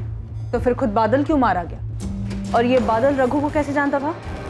इतने खतरनाक कातिल से मतलब बादल क्यों मिलेगा? यही सच है विनायक जी, बादल मिला था उससे। ये सब मोहित का ही किया धरा है। मोहित की बातें सुन सुन के आज बादल की ये हालत हुई है। अरे यार कितना टाइम लगाता है, कब से वेट कर रहा हूँ। तो वो मेरे जूते नहीं मिल रहे थे। चल चल। बादल रात में मोहित के घर जाता है, उसे पिक करता है, दोनों साथ में शराब खरीदते हैं और उसके बाद जबुआ तालाब जाते हैं जहां पर पहले से ही रघु और नंदू मोहित का इंतजार कर रहे थे। बादल को यूज किया गया होगा मोहित को झबुआ तालाब लाने के लिए, या फिर शायद बादल भी इस प्लान में शामिल थे। दोनों तालाब पहुंचते हैं और वहां जाने के बाद मोहित को मार दिया जाता है और इस मर्डर के पीछे जो कोई भी है वो बादल को डबल क्रॉस करता है और सुपारी किलर से उसे भी मरवा देता है। मास्टरमाइंड को बादल की जरूरत थी। मास्टरमाइंड ये बात अच्छी तरह से जानता था कि मोहित उसके कहने पर वहां नहीं आएगा। सर मुझे ऐसा लग रहा है कि इन मर्डर्स के मास्टरमाइंड ये रवि और करण है। इन दोनों को बादल की जरूरत इसलिए पड़ी क्योंकि मोहित इन दोनों के कहने पे वहां कभी नहीं आता। तो आप बोल रहे हैं कि हमने बादल को पैसों का लालच दिया और पैसों के लिए उसने मोहित को मरवा दिया, फिर हमने बादल को मरवा दिया। आप बोल क्या रहे हैं सर? वो दोनों बचपन के दोस्त थे। अगर बादल को ऐसा कुछ भी पता होता ना तो सीधा जाके मोहित को बताता। और कोई क्यों मदद लेगा मोहित को मरवाने के लिए बादल की? और बादल क्यों तैयार हो जाता, आप बताइए। बादल के पिता पर काफी कर्जा था, ये बात तुम लोग जानते थे। आप जानते हैं आपके बताने के बाद? इंस्पेक्टर तोमर आ रहे हैं। मेरे बेटे आपके किसी सवाल का जवाब नहीं देंगे जब तक वकील नहीं आ जाता। तो बुला लीजिए, क्योंकि कोर्ट में वकील की भी जरूरत पड़ेगी। यहां पर हमें जो पूछना था वो हमने पूछ लिया। अब आगे की पूछताछ लॉकअप में होगी, वो भी डंडे के साथ।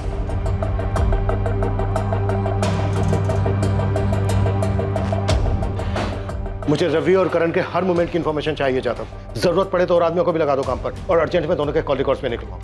पल्लवी, रघु पर क्या अपडेट है? सर मेरी भोपाल पुलिस से बात हुई है, वो लोग काम पे लगे हुए हैं। मैं भी बात करता हूं उनसे। हमें किसी भी कीमत पर ये रघु चाहिए।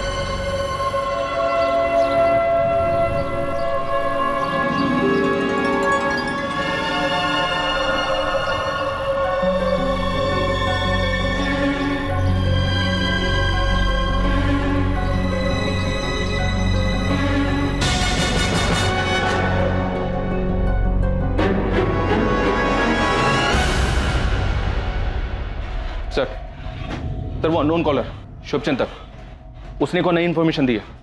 उसके मुताबिक मोहित का बादल की गर्लफ्रेंड प्रीति से भी अफेयर था। पक्का ही रवि और करण का ही काम है। ये लोग गोल गोल घुमा रहे हैं हमें ताकि हमारा इन पे से ध्यान हट जाए। सर फोन पर तो ऐसा लगा नहीं कि इन तीनों में से किसी ने कॉल किया हो, पर कॉलर जो कोई भी हो, उसकी मोहित और शिखा वाली बात तो सच निकली, जो किसी को पता नहीं थी। और चांसेस है कि मोहित और प्रीति वाली बात भी सच हो, शायद इसलिए बादल रघु से मिला हो। फिर बादल क्यों मारा गया? मोहित और प्रीति के अफेयर की वजह से? ये सरासर झूठ है मैडम। मेरा मोहित के साथ कोई अफेयर नहीं है। मैं तो मुश्किल से उससे 2 या 3 बार मिली थी। तो फिर बादल सुपारी किलर से मिला क्यों था? 6 सितंबर को बादल किलर से मिला और 11 सितंबर को दोनों बादल और मोहित मारे गए। तुम्हारी आखिरी बार बादल से कब बात हुई थी? बादल से मेरी आखिरी बात 7 सितंबर को हुई थी। बस कुछ दिनों की बात है प्रीति, मेरा जुगाड़ चल रहा है। पैसों का बंदोबस्त हो जाए, बाबूजी का कर्जा चुका दूं, फिर हम दोनों भाग चलेंगे। से बादल को कहीं से पैसे मिलने वाले थे, लेकिन कहां से, किससे, ये उसने प्रीति को नहीं बताया था।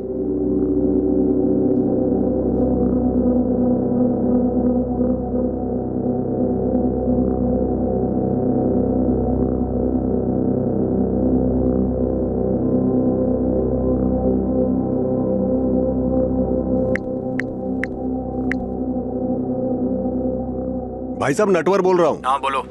वो पुलिस आपके बारे में पूछ रही थी। उन लोगों ने बहुत मारा भाई साहब, लेकिन मैंने उन्हें कुछ नहीं बताया कि बादल का खेत जलाने को आपने कहा है। पिछली बार आपने पैसे दिए थे, उससे तो पैर टूटने की भरपाई हो गई, लेकिन भाई साहब पिछले 1 हफ्ते से आपका नाम नहीं बताने की वजह से पूरा शरीर तुड़वा कर आ रहा हूं। अब इसका डबल बोनस तो बनता है ना भाई साहब। कब लेने आओ भाई साहब?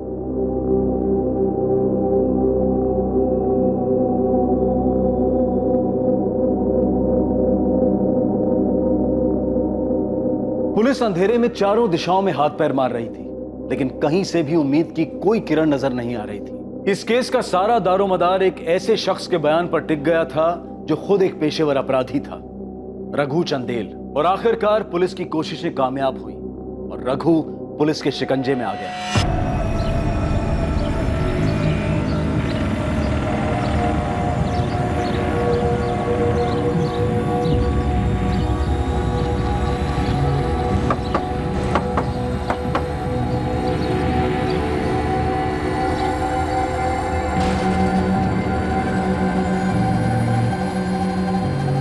ये है custody transfer paper. Bhopal police से बात हो चुकी है, रघु को जल्द से जल्द देकर आओ। हाँ तोमर साहब बोलिए। आपसे कुछ बात करनी थी, कब मिल सकते हैं? हाँ गिरधर बोलो। नाम क्या उस अज्ञात कॉलर का? मोहित ने जो कुछ किया उसके लिए मैं माफी मांगता हूँ। मामा जी आपको शर्मिंदा होने की कोई जरूरत नहीं, गलती आपकी नहीं थी।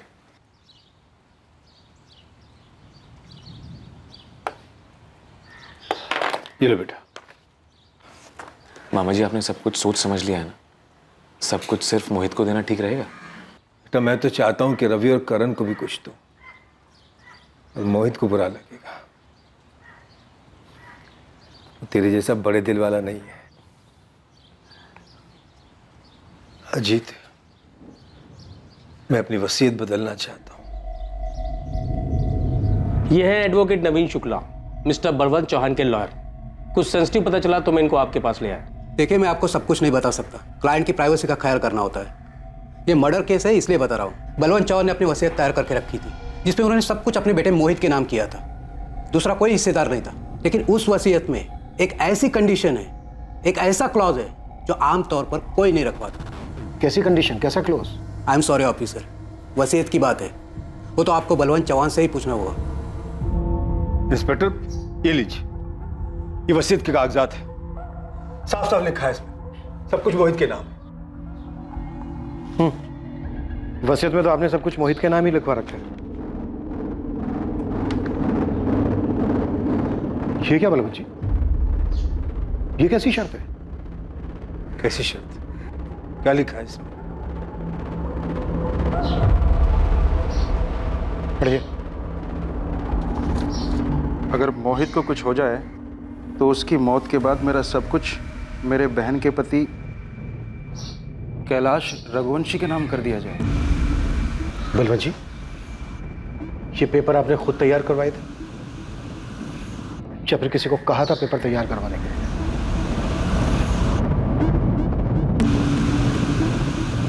सर क्या पूछना है मुझसे? क्या काम है बताइए ना। आवाज बदलकर पीसीओ से कॉल करना है। ये मोहित और शिखा को तलाशी है। इन दोनों का कुछ ऐसा रिश्ता है जो दुनिया से छुपा हुआ है।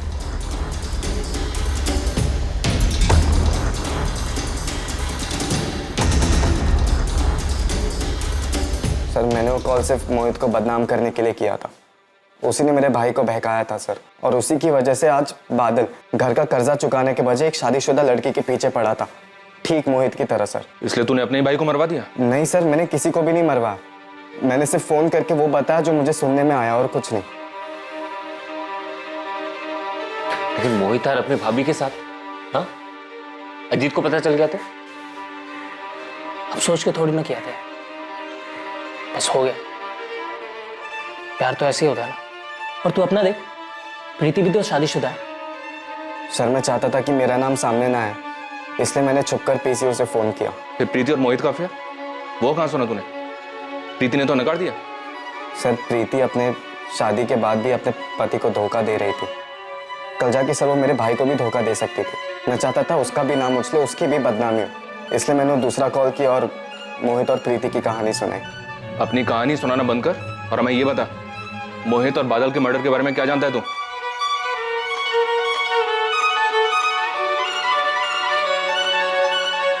सर वो अज्ञात कॉलर बादल का भाई जय था। जय कह रहा है कि उसने सिर्फ मोहित और प्रीति को बदनाम करने के लिए सब किया। और सर पल्लवी रघु को लेकर आ रही है, उससे तो सब पता चल जाएगा। लेकिन सामने से कोई कुछ नहीं बोल रहा। अब ये रघु ही बताएगा कि कौन किसके साथ क्या करना चाहता है।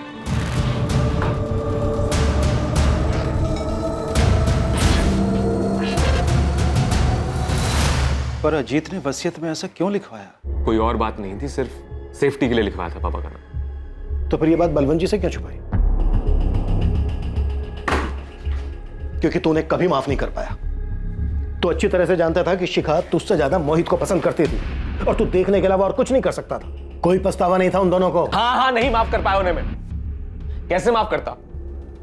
मेरे मना करने के बाद भी मिलते थे, बार बार मिलते थे। कैसे बर्दाश्त करता?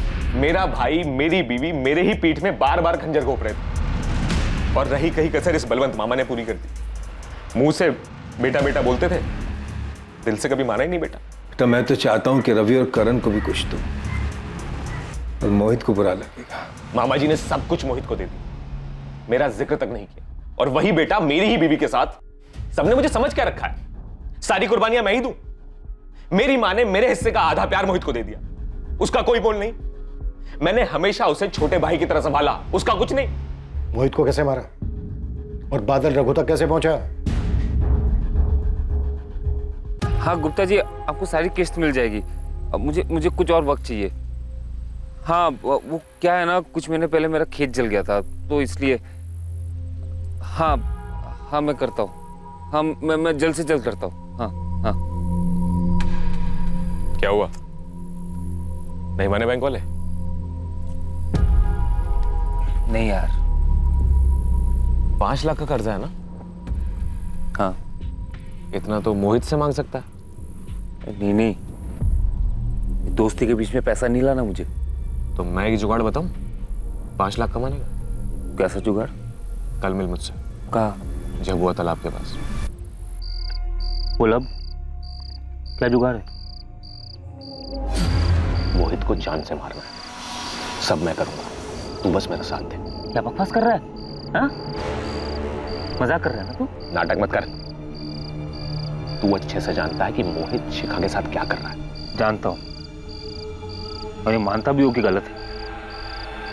मैंने उसे समझाने की कोशिश की। वो नहीं समझने वाला। देख, मेरे पास सिर्फ एक ही रास्ता है। मोहित के मरने के बाद बलवंत मामा की सारी जायदाद मेरी हो जाए। तू बस मेरा साथ दे, मैं तेरा 5 लाख का कर्जा भी उतरवा दूंगा। सोच मत। देख, मैं अपने दोस्त को नहीं मार सकता, ठीक है? और तू भी ये सब मत सोच। नशे में है तू। डर मत, हम लोग नहीं मारेंगे। पेशेवर खूनी आएंगे उसे मारने के लिए। तू बस मोहित को यहाँ ले आ, करेगा मेरा काम? नहीं, मैं ये नहीं कर सकता। अपने दोस्त को मैं धोखा नहीं दे सकता, ठीक है? शुरू में बादल ने मना कर दिया, लेकिन मैं जानता था कि इस दोस्ती को सिर्फ गरीबी ही तोड़ सकती है। मुझे पता था कि बादल सर से लेकर पांव तक कर्जे में डूबा हुआ। उस बारे में बात भी मत करना चाहिए। मैं अपने दोस्त को धोखा नहीं दे सकता। देख, मुझे तो मेरे भाई, पत्नी, सबने धोखा दिया। तो दोस्त क्या चीज है? और कल को अगर तेरा बाप कर्जे में मर गया तो अचार डालेगा दोस्ती का? मोहित सिर्फ अपना फायदा देखता है, तू अपना फायदा देख। चल, 7 लाख दूंगा तुझे, बोल। देख, अब तू सोचने लगा। चल, तेरे लिए 8 लाख। कर्जा चुकाने के बाद भी 3 लाख बचेंगे तेरे पास। सोच के बताना।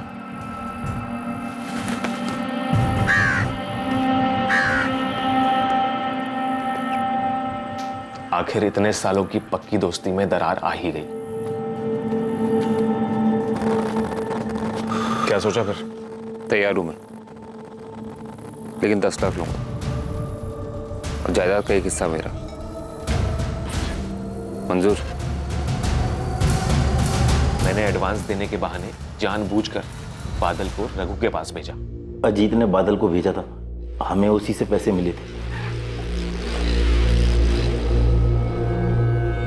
ठीक है, निकल अब तू रघु और नंदू जैसे क्रिमिनल्स तक कैसे पहुंचा? कुछ साल पहले हमारे यहाँ एक लड़का काम करता था, वो जानता था नंदू को। फिर 11 तारीख को कैसे मारा? 11 तारीख को मैं दुकान का कुछ सामान लाने के लिए जबलपुर के लिए निकला। प्लान के मुताबिक बादल मोहित को झबुआ तालाब वाले जंगल के पास लाने वाला था।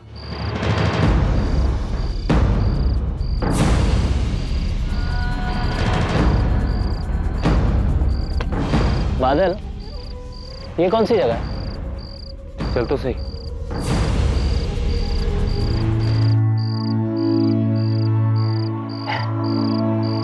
ए, क्या हुआ? इतना चुप क्यों है? क्या हुआ? मैं बताता हूं क्या हुआ। जीत, तू यहाँ कैसे?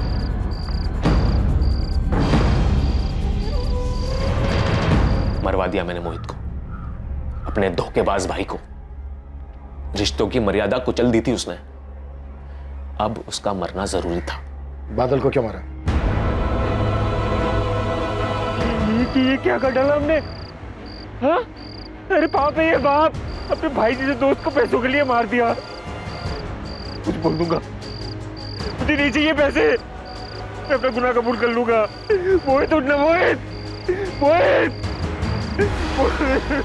लाशों को सोमबाग ले जाना और बादल के फोन से मुझे और जय को कॉल करने का मकसद सिर्फ इन्वेस्टिगेशन को गुमराह करना था। तुझे क्या मिला 2-2 जान लेकर? आप नहीं समझेंगे सर। जिसके साथ धोखा होता है ना, वही समझ सकता है बस। धोखा तो तूने भी दिया है अपनी माँ को। उससे उसके 2 बेटे छीन लिए, एक को मरवा दिया और एक मरने तक जेल में रहेगा। ये धोखा तेरी माँ को जिंदगी भर सताएगा। मेरी परवरिश में कहीं कोई कमी रह गई थी। खुद को दोष मत दे बीना, ये सिर्फ और सिर्फ उनकी गलती है।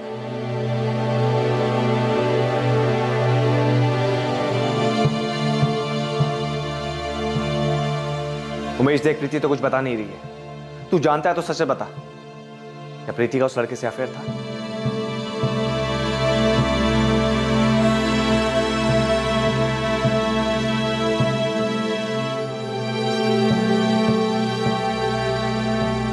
अजीत रघुवंशी और सुपारी किलर रघु चंदेल को इस डबल मर्डर के लिए आईपीसी की धारा 302 के तहत हत्या के जुर्म में अरेस्ट किया गया है।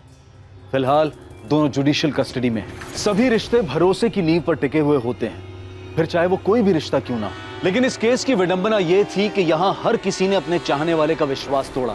मोहित ने अजीत की पत्नी शिखा के साथ अफेयर कर विश्वासघात किया। अजीत के गुस्से और दुख को समझा जा सकता है, लेकिन उसने षड्यंत्र रचकर अपने ही ममेरे भाई की हत्या करवाई, जिसे किसी भी एंगल से जायज नहीं ठहराया जा सकता। उसके पास अपनी पत्नी शिखा और ममेरे भाई मोहित से अलग होने और रिश्ते को खत्म करने का विकल्प था, लेकिन अजीत लालची बन गया। उसने मोहित का कत्ल करके जायदाद हथियाने का रास्ता चुना। अपनी इस मंशा को अंजाम देते हुए अजीत ने अपने ही परिवार को तबाह कर दिया। उसने अपनी मां से उनके दोनों बेटों को छीन लिया।